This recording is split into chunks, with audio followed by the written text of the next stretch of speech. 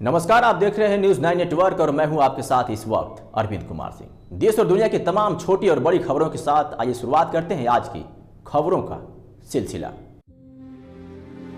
बाराबंकी में जनसभा को संबोधित करते हुए मुख्यमंत्री योगी आदित्यनाथ ने कहा कि जिस तरह से भगवान राम का भव्य मंदिर बना है, इस तरह बाराबंकी में लालेश्वर महादेव का भी विकास होना है, जिसके मंत्री सतीश शर्मा को दी गई है।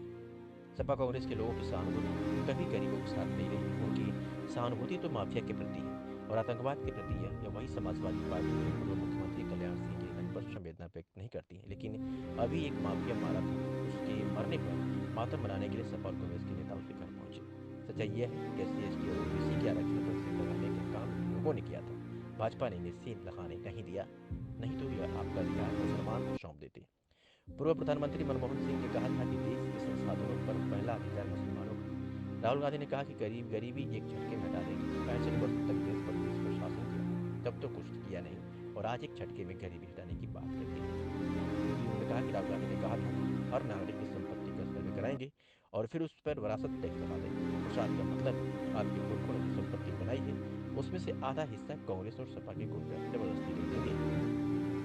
मुख्यमंत्री योगी आदित्यनाथ ने भी कहा कि कांग्रेस का मैनिफेस्टो कहता है जब ये सत्ता में थे तब इन्होंने कारनामे किए थे। 2004 से 2014 के बीच जब कांग्रेस की सरकार थी तो रघुनाथ मिश्रा कमेटी गठित की थी। उनकी कमेटी ने जो रिपोर्ट दी उसके अनुसार अनुसूचित जाति जनजाति के आरक्षण का हिस्सा मुसलमान को देने की कमेटी की बात कही थी। तब भारतीय जनता पार्टी ने इसका विरोध किया था, तब जाकर रुका। इस बार उन्होंने शरारत की थी कि मुसलमान जनजातियों को अनुसूचित जाति को शामिल कर लिया जाए। इस बार भी भाजपा ने रोका। दलितों पर, पिछड़े पर, वंचितों के हकों पर डकैती डालने की छूट अब कांग्रेस को नहीं देने देंगे। और जब ये सत्ता में थे तब भी इन्होंने जो कारनामे किए थे 2004 से 2014 के बीच, कांग्रेस के प्रत्याशी से पूछना चाहिए क्या ये सच नहीं है कि जस्टिस रंगनाथ मिश्रा की कमेटी कांग्रेस की सरकार ने गठित की थी और उस कमेटी ने जो रिपोर्ट दी उसके अनुसार अनुसूचित जाति जनजाति के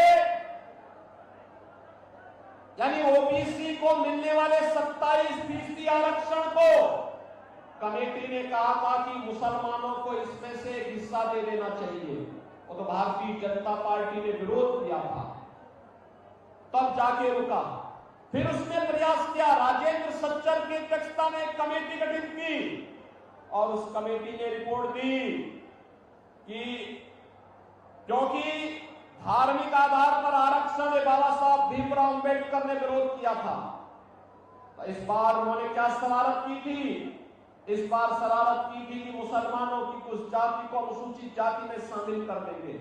भारतीय जनता पार्टी ने इसका विरोध किया, कहा था कि अपने गरीब दलितों का, वंचितों का, पिछड़ी जाति के लोगों के हकों पर डकैती डालने की छूट हम कांग्रेस को नहीं देंगे।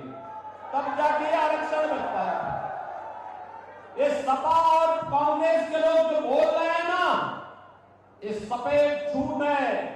सच्चाई यह है OBC और SC/ST के आरक्षण पर सेल लगाने का काम इन लोगों ने किया था, तो भारतीय जनता पार्टी ने इनको सेल नहीं लगाने दिया, अन्यथा यह आपका अधिकार मुसलमानों को सौंप देते थे। ये तो डॉक्टर मनमोहन सिंह जी जब प्रधानमंत्री थे उन्होंने कहा ही था कि देश के संसाधनों पर पहला अधिकार मुसलमानों का है। और आज भी कांग्रेस यही कह रही है, कांग्रेस आज भी कह रही है। यानी श्री राहुल गांधी का बयान आपने पढ़ा होगा, उन्होंने कहा गरीबी एक झटके में हटा देंगे। अरे 65 वर्षों तक देश में शासन किए, तब तो कुछ किए नहीं, और आज एक झटके में कैसे हटा देंगे? एक पत्रकार ने जब उनसे प्रश्न किया तो इन्होंने कहा कि एक झटके में हटा देंगे, क्या इसके लिए क्या करेंगे? उसने कहा हर नागरिक की संपत्ति का सर्वे करवाएंगे और फिर उसमें विरासत टैक्स लगा देंगे। विरासत टैक्स का मतलब आप जानते हैं ना, आपके बाप दादों ने जो संपत्ति बनाई है उस संपत्ति में से आधा हिस्सा कांग्रेस और सपा के गुंडे जबरदस्ती ले लेंगे। क्या आप इसको स्वीकार करेंगे? क्या स्वीकार करेंगे? क्या? अरे खून पसीना आपके पूर्वजों का और उसको हड़पने का काम एक कांग्रेसी लोग करेंगे, क्या आप उसको स्वीकार करेंगे? क्या